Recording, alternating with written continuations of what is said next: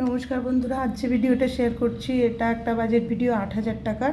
তো ৮,০০০ টাকার budget video মানে পুরো সব খরচা চালিয়ে কীভাবে 3,57,404 টাকা জমা করা যায় সেটা নিয়ে আজকে কিন্তু এই ভিডিওতে আমি কথা বলবো। তো এটা শিল্পী ম্যাম আমাকে কমেন্ট করে বলেছিলেন এই ভিডিওটা দেওয়ার জন্য। ওনার সংসারের যা কিছু খরচা যাবতীয় ওনার হাজব্যান্ড চালায়, আর ওনার ছেলে ওনাকে ৮,০০০ টাকা দেয় হাত খরচের জন্য।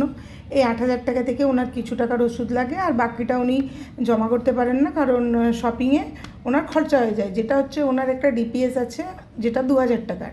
তো ডিপিএস আছে, এটা সম্পর্কে না আমার খুব একটা আইডিয়া নেই পার্সোনালি, যদি ইউটিউবে আমি যেটুকু দেখেছি। তো যাই হোক, ডিপিএসটা এটা তো একটা ভালো জিনিস, সেভিংস। তো ওইখানে কী হয়েছে, এটার জন্য আমি ২,০০০ টাকা মাইনাস করে আমি ৬,০০০ টাকা ওনার বাজেট ধরছি। ঠিক আছে, ৬,০০০ টাকা থেকে প্রথমে কি করব, ওনার জন্য এরকমভাবে বাজেটটা করব। প্রথমেই আগে সেভিংসটা সরিয়ে রাখবো। ঠিক আছে, সেভিংসটা রেখেছি কারণ ওনার এমনি কোনো খরচা নেই নির্দিষ্টভাবে যে এই খরচাটা ওনাকে করতেই হবে।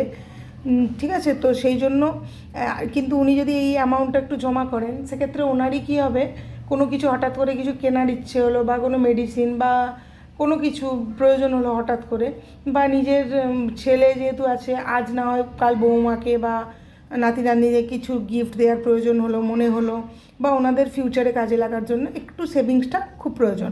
তো ওনাকে আমি রিকোয়েস্ট করবো যে একটা আরডি করে রাখবেন, যেমন ডিবিএস করেছেন আর একটা আরডি করলেন। আরডি ২,০০০ টাকার একটা করে রাখলেন, সেভিংস অ্যাকাউন্টে ৫০০ টাকা ফেলে রাখলেন এমার্জেন্সির জন্য। এটা যদি আপনার মনে হয় সেখানে খরচা করলেন।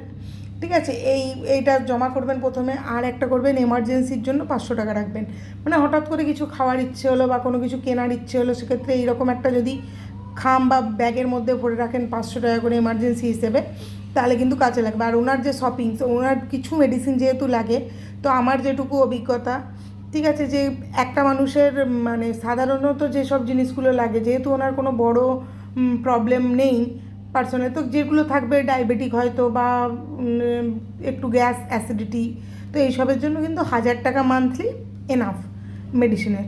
আচ্ছা, এরপর যেটা শপিংয়ের জন্য ২,০০০ টাকা, আমি ওনাকে রিকোয়েস্ট করবো যে আপনি ২,০০০ টাকার মধ্যেই প্রত্যেক মাসে আপনার যে শপিং করতে ইচ্ছে হবে বা কোনো খরচা করা সেটা করার চেষ্টা করবেন।